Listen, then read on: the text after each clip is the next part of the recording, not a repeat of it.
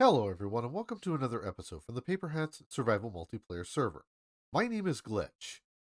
Well, it is another gorgeous day here in the land of Wildewood, and I am, well, I've got some problems. You see, it's only been a short time since my last episode, or I recorded my last episode, and already, well, there are a few things around my base that have started to get out of hand. Now, first off, I've done a few things off camera.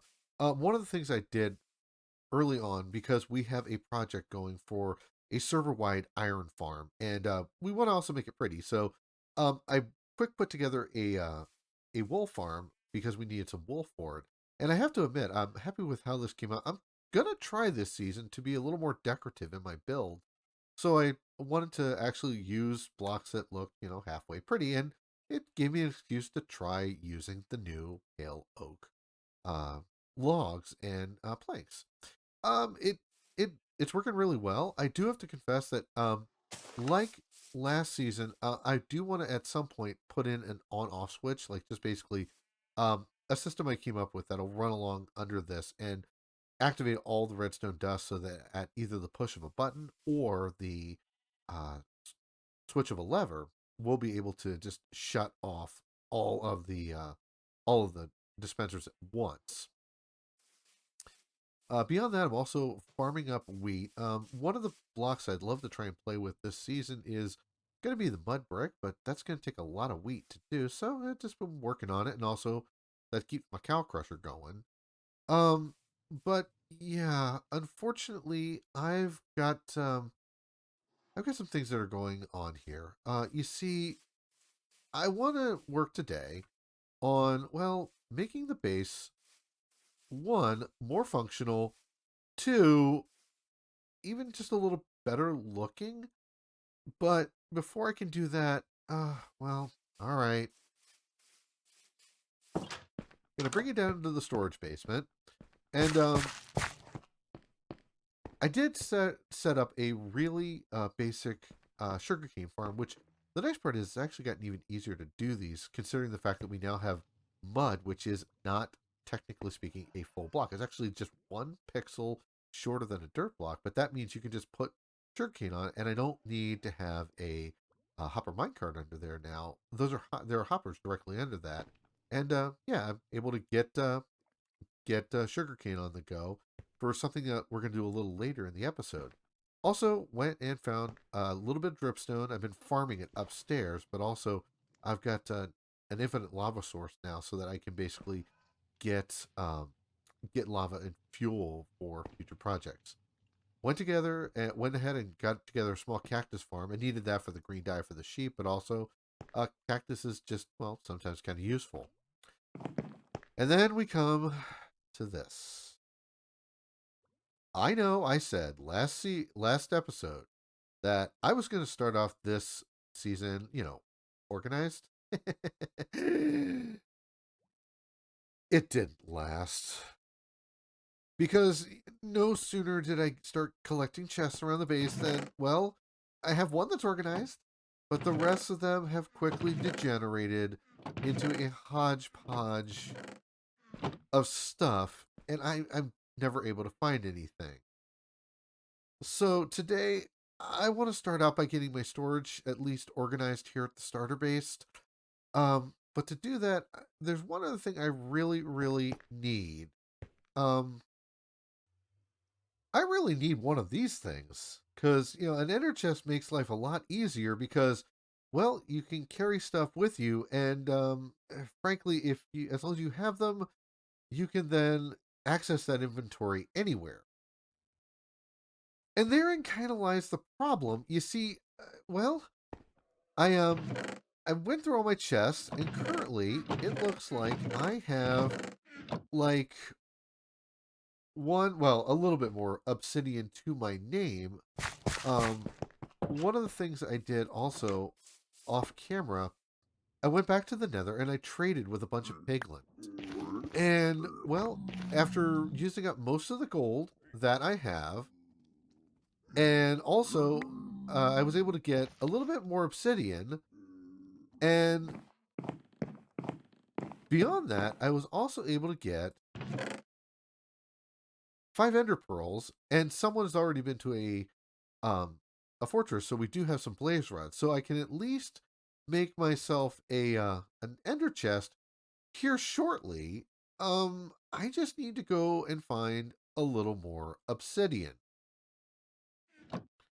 So I guess I need to go find some lava. All right, looking for lava pool. Well, hello. What do we have here? Well, originally I was going to go looking for a lava pool, and I still need to find one because uh, I'll need obsidian for um, portals and such. But hey, a ruined portal is actually kind of helpful. Is there still loot here? Oh, a flint and steel. Well, that'll help to do it. A couple of pieces of obsidian, a golden sword, uh, burner shovel, a silk touch gold pick, and a mending gold chest plate. Yeah, you're gonna need that. Um, well, this turned out a little different than I thought. Definitely gonna have enough obsidian for my needs here. I think I'm gonna grab some sleep, grab the gold, and get back to base so I can get my ender chest set up. So, yeah, I'll meet you there. Okay, back to home. And now, okay, now I can just run up here, eat, come inside, and craft up my first couple of ender chests. And humorously enough, I don't have a crafting table up here. All right, let's go ahead and pop one down. 2. Yes. 1, 2. Oh, it feels so good to hear that noise again. Okay. Now that I've got an ender chest on the go, it's time to, well, look to other things. Like I said in episode 1, I need to start working on a few upgrades to both my gear and to the base itself. Now, one of the problems I had at the end of the last episode was that my pick was on its last legs. Um, I did some exploring, just scouting out my base location and looking for a few resources. And well, I came across something that was kind of useful. We'll get there in a second. But one of the nice parts is I have was able to get silk touch and efficiency 4 on my pick. Um, of course, you can't get mending from a an enchanting table, which is where these fine folks can help me out. Now, this village is not too far from where I'm planning to put my permanent base. It's my permanent base is going to be over that way. Well, actually, quite a ways, but this is the closest village to it. That being said, this got some potential. I mean, it's got a frozen ocean right here, so ice will be something I can get a hold of. It's got decent amount of villagers. Um, I did as soon as I came here, take the time to get one villager going because I did get a mending village librarian going. That way I can have mending because my pick was pretty much just about to break and I didn't want to lose it. And we're still using legacy villager mechanics. This guy over here, he's gonna need some work. I need to get him. I'd like to get this guy selling Unbreaking 3, so that I can have that for my tools and armor and all that kind of stuff. Um, Beyond that, I'm probably gonna have to convert at least one or two of these guys into like a weaponsmith or a an armorer. One for diamond gear, but two they will buy um iron. And since we have a server wide iron farm, I can make some easier emeralds that way. Um, Village is good. It's got its challenges though. I mean, I don't know what these guys do, but yeah, it happened again. I found a village that is right next to a pillager tower. Thankfully, they're too far away to spawn. But yeah, I'm gonna have to watch for patrols and things like that. Thankfully, now that we have the ominous bottles, rather than just spawning raids, I'm not as worried about that. So I think the first next step I need to do is to, for one, get this guy going for the book I want. Two, get a few of these villagers buying the things that I would want for emeralds. And three, I need to get this place hooked up to the Nether Hub so I can run back and forth to spawn a little easier. So, let me grab some stuff and I'll be right back after I get that all set up. And I'm back. And it's been a few days. This took a little bit longer than I was expecting, but made a lot of progress on the village. So before we head for home, and let's go ahead and check out what's been going on. So first and foremost, I knew I needed to get my hands on a lot of emeralds, and let me grab one thing out of my ender chest. A couple of things I decided I wanted to do. I knew I would need access to easy emeralds, and since we have an iron farm here on the server, it seemed logical to real quick cordon off some villagers and make sure that I had a toolsmith. And the thing of it is, he'll have an iron trade, and let's real quick. I'm actually gonna probably need a few more emeralds for what I want to do, but go ahead and grab that. And humorously enough, in doing that, in all the XP I get off the villager trades, I actually was able to repair my pickaxe, which gave me a chance to go mining. And long story short, well, it's on its last legs again. But I can come down here, and I also made sure to have a weaponsmith, both of whom will sell, uh, buy iron for emeralds. Now, I mean, yes, I could get better prices from these guys if I zombified them and cure them. Again, we're on legacy, villager mechanics, but if I want to do that, I will worry about that later. Another thing I did was to instead of, though I love mining and can do it um, for what I need, I wanted to make sure to have an armor around. And thus far, I've already got a decent pair of boots and a decent pair of leggings. Actually, let me grab my other emeralds out of here. But also, this guy is actually going to be helpful because if I do lose my gear, I can get a protection chest plate, but also I can get a hold of a decent helmet with respiration and fire protection on it. So, though I have enjoyed using my iron gear, it's time for a slightly more diamondy look. But that gives me access to backup gear because I can get armor if I need it from him. I can get tools and weapons from the other two guys. Humorously enough, the one thing I do have to figure out what to do is I need to get my hands on a shovel because this guy does not sell a diamond shovel. Um, and also, if I need arrows, I've got a Fletcher over here. Last up was the kind of most arduous part of setting up this village, and that was, well, I had already got this guy set up with selling mending books. And the nice part is I've been able to level him up all the way while while he's got some not so great books. I do actually now have access to name tags. And then there's this guy. I knew that you wouldn't want to sit here and watch the breaking and replacing of a lectern for what felt like hours. But in reality, it, this guy is now selling an Unbreaking 3 book and for a decent price. So and eventually I will probably wind up curing these guys, but that'll be in due time. And oh yeah, I need to grab books so I can buy the books. Uh hold that thought, be right back.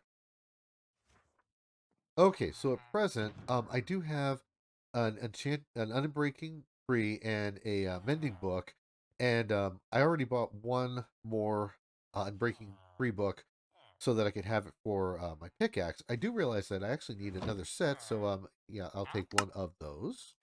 Thank you, and I will take another one of those.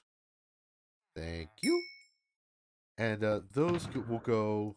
Um, those will wind up going for my axe, and then I can go and do this. And the nice part is that also with all of this trading that I've been doing,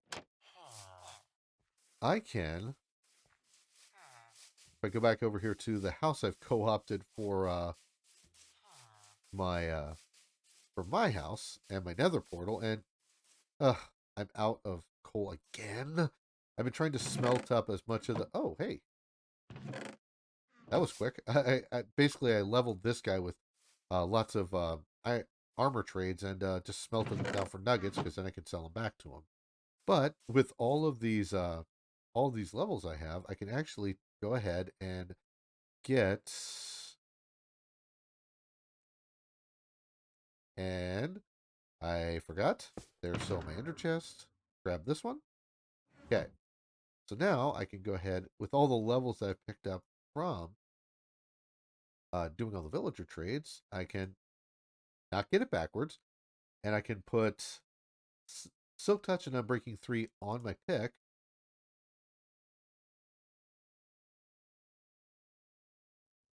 And I can have Preserver back in my hand.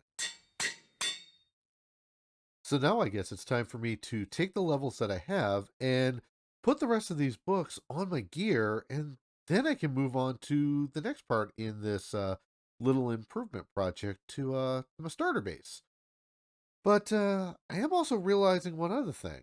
I've got a decent amount of stuff that I really should take back to spawn, and even with an ender chest, I'm kind of limited on what I can carry. But you know what would help with that? A little trunk space. Okay. Think I. Aha! Yes, there you are. Hey, hi, buddy. All right. Hey, do you want to come home with me? Oh, that's right. Donkeys can't eat hay bales. Well, let's see if you'll just work with me. Seriously? Come on, come on. No, seriously. No, I've got a name tag and it. Come on, come on, boy. Come on. Here's a good donkey. Dude, I said here. Aw, there you go, buddy. All right, so let's go ahead and give you a saddle. And then the other thing you do need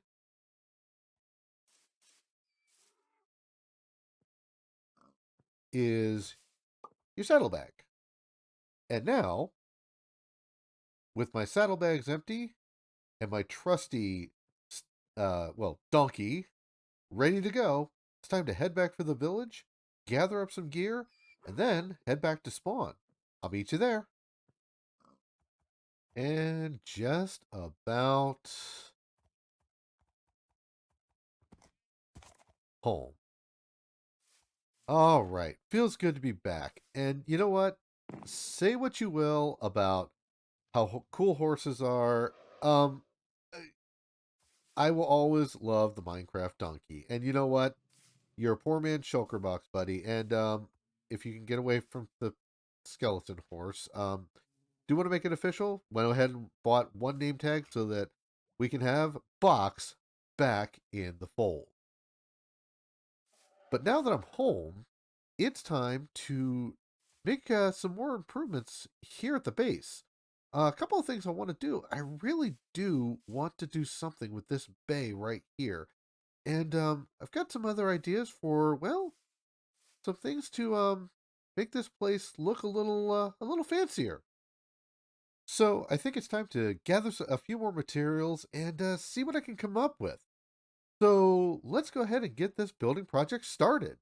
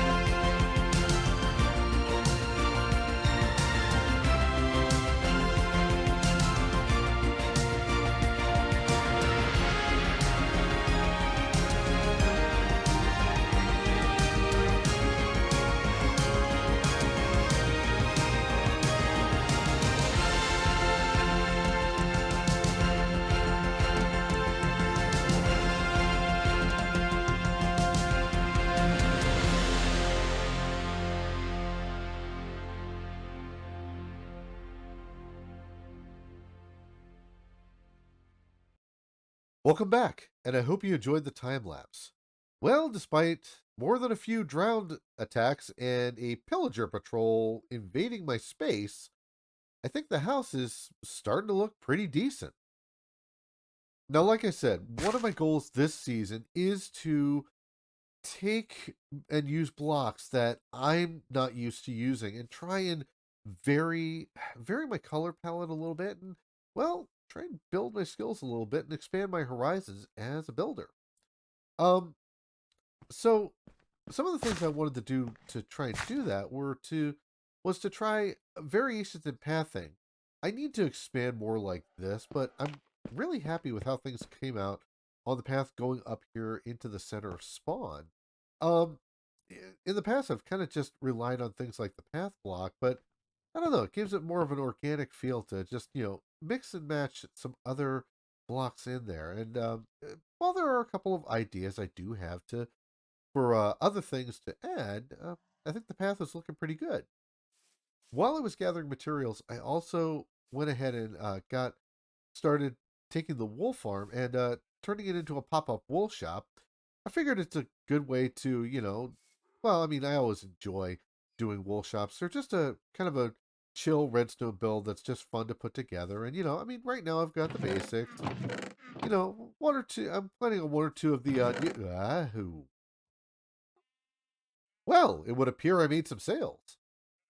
But anyways, it just seems like a good way to make some early diamonds and to just basically provide wool for both myself and for the server. I also wanted to add in some more life and more I don't know, some more greenery around here. So I decided to plant a few azaleas and I am going to do one thing that I did last season. Um Last season in the greenhouse, I took a copper bulb, and buried it in the azalea tree, let it age, and then basically just kind of put it in there. Since once you turn it on, it'll never turn off, and a much more compact lighting source. And I don't know, because it gets dimmer uh, as it ages, it does add a little more subtle lighting in. So I've got one here, and I've got a few upstairs that are aging so that I can add them in the other trees I've planted around. Did have to return a little bit to my roots. I did. I guess you could call this a comfort build, but I did want to bring back the Genesis.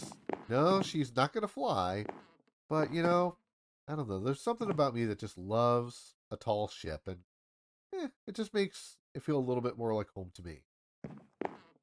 Did have fun experimenting with the moss here in the edge of the cove. I wanted to try and use the hanging roots and the rooted dirt. I might add some more in, but I'm liking how this came out. It just feels like a little more overgrown, like the moss is growing up from the water's edge.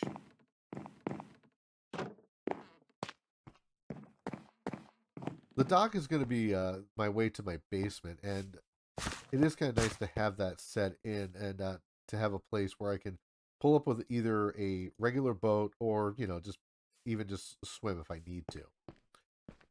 Did want to put in a garden too. Figured I'd have a little bit of a garden down here with the basics like the carrots and the beetroot, the potatoes.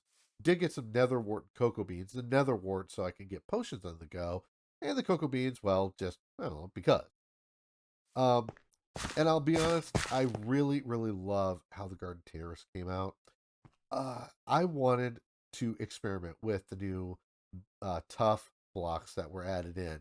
And aside from the copper bulb, which is currently my favorite new block, because it's not only a cool light source, it's a one block D flip flop.